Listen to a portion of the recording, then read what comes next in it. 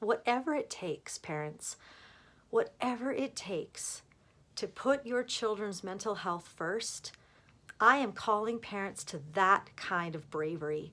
I'm calling parents to the kind of bravery that says, stop doing what culture tells us to do. Culture tells us to do things a certain way. And how's that working for us? How's that working for our kids? And our kids are so tired of hearing about mental wellness and about mindfulness practices when they don't see it lived out in our lives. They look at us, they see our lifestyle, and they say, I don't want anything to do with that. And sometimes I wonder if that's why they're so anxious and depressed, is they look at the way we live our lives and they think, if that's what I'm working towards, then forget it, I'm out. Where's the hope? We need to come back to something so much greater. We need to come back to living out values, getting really crystal clear about what do I value in my life. I could tell you my top 3 values. It's courage, perseverance, and compassion. Those are my top 3 values. I got my son to fill out a little sheet of just a bunch of values circling, what does he value? And of course, there was fun and friends, but he also circled order and honesty. And these are great tools for me as a parent, because now whenever he's making decisions or he's making goals or he's thinking about his future, I can say, how does that align with your values? How does your future plan, when our kids get into high school, when they're looking at going into university, we're thinking, how are you going to sustain your mental health? If you think it's bad in grade 12 with studying and getting ready for university, do you think university is going to be any better? How are you going to sustain yourself through university? And if you think that university and high school were bad, how are you going to sustain yourself through a job that might require a lot of you? And see, they see us living our lives in these workplaces that are stressful and sometimes toxic. We need to teach them a better way by living a better way. We need to be brave with our lives, adults. We need to show up to our own plate and come back to what's really important in life.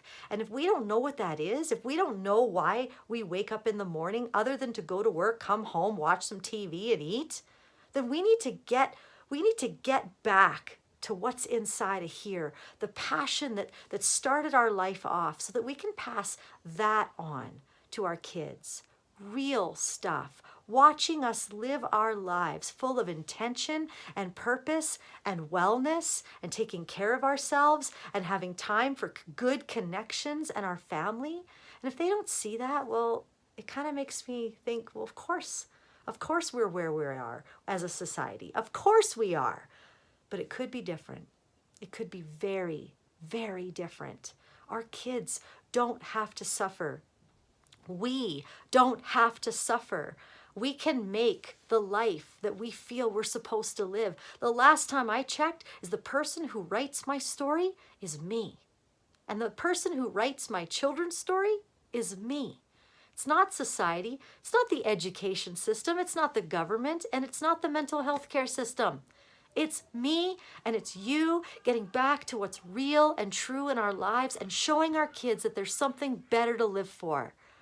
I want to know, where are my brave parents at? Where are the brave adults who are going to start living what we value and what we know is true and pass that on instead? And I wonder, tell me, where is anxiety in a life like that? Tell me where depression stays in a life like that. Doesn't mean that you don't feel anxious and you don't feel depressed. Doesn't mean you don't have a diagnosis that is truly real. But tell me, where does it rule in a life that is rooted and grounded? It doesn't exist there. Hope exists there. Purpose exists there. And that's what I want us to do, parents. I want us to call our kids back to that.